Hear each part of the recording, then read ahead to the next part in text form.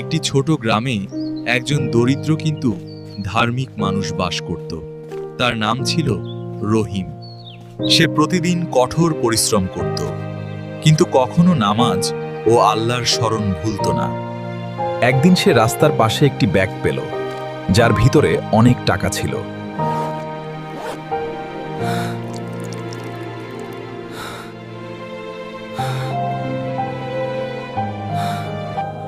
সে ব্যাগটি মালিকের খোঁজে মসজিদে ঘোষণা দিল। শেষ পর্যন্ত আসল মালিক এসে কাঁদতে কাঁদতে টাকা ফিরে পেল। রহিমের সততায় সবাই মুগ্ধ হল। আল্লাহ তার এই নেক কাজের জন্য তাকে দুনিয়া ও আখিরাতে বরকত দান করলেন। Please subscribe to my channel Manha Short.